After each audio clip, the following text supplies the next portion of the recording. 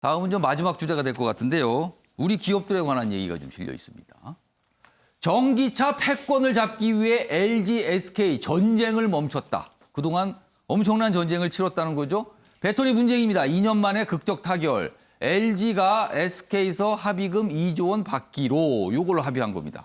근데 여기 미국 대통령이 등장을 합니다. 다음 기사 보겠습니다. 미국 언론은 최종 승자는 바이든이다. 자국 산업 일자리 모두 지켜냈다. 이렇게 평가를 합니다. 이 얘기 좀 들어봐야겠습니다. 무슨 사연인지.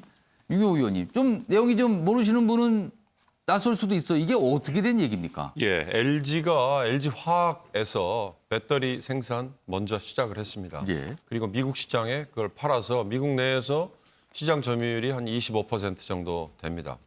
SK 이노베이션에서 뒤따라서 배터리 사업에 뛰어들었습니다. 그래서 미국에 공장을 짓겠다고 대대적으로 투자 계획을 발표를 했습니다. LG는 조지아 쪽에, 미시간 쪽에 이미 공장들이 있고요. 예. 또 일부는 미국의 자동차 회사인 GM과 합작을 해서 또 공장들을 만들어 놓고 이미 앞서가고 있습니다. SK는 조지아에 공장을 만들겠다고 했습니다. 채용 인원이 2,600명 정도 됩니다. 예. 굉장히 크죠. 트럼프 대통령 엄청나게 박수 쳐줬고 바이든 대통령 역시 친환경 엄청나게 강조를 하고 있기 때문에 이거에 대해서 좋아했습니다. 그런데 두 회사가 싸웠습니다. LG가 선발주자고 SK가 후발주자였기 때문에 SK가 인력들을 LG에서 빼갔다 이렇게 표현을 했고요. 그 인력과 함께 기술도 빼갔다. 그래서 국내에서도 소송을 제기했고요. 결정적인 건 두 회사 다 미국에 공장이 있고 미국에 투자를 하고 있기 때문에 미국이 또 주된 시장이기 때문에 미국에 제기를 했습니다. 그래서 미국은 ITC라는 무역위원회라는 곳에서 수입 수출과 관련된 거에 대해서는 정부가 교통정리를 하도록 돼 있는데요.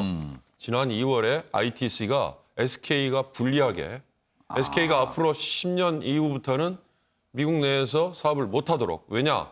지적재산권 관련 정보를 빼갔다. 영업비밀을 침해했다.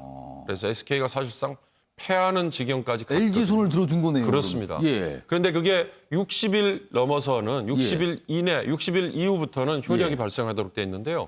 그 60일이 12일 오늘 낮 12시입니다.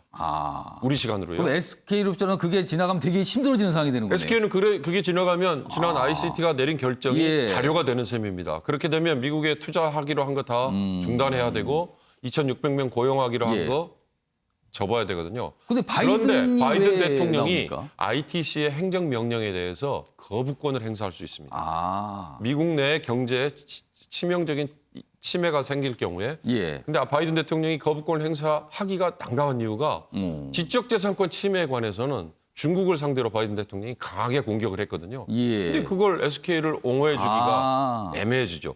그런데 안 하자니 2,600명의 일자리가 날아가니까. 그래서 하자니 자기 모순이고. 그렇습니다. 그래서 바이든 대통령 산하에 USTR 미 무역 대표부가 적극적으로 나서서 두 기업을 공생공존을 하도록 푸시를 해서 나온 합의 결과입니다. 그러니까 이 합의가 바이든 대통령으로서는 천만다행이다 이런 뜻이 되는 그렇습니다. 거군요. 복잡한 사연이 좀 있었습니다. 뒤에는요. 자, 아침의 매일경제 오늘은 여기서 마무리하겠습니다. 시청해 주신 여러분 고맙습니다.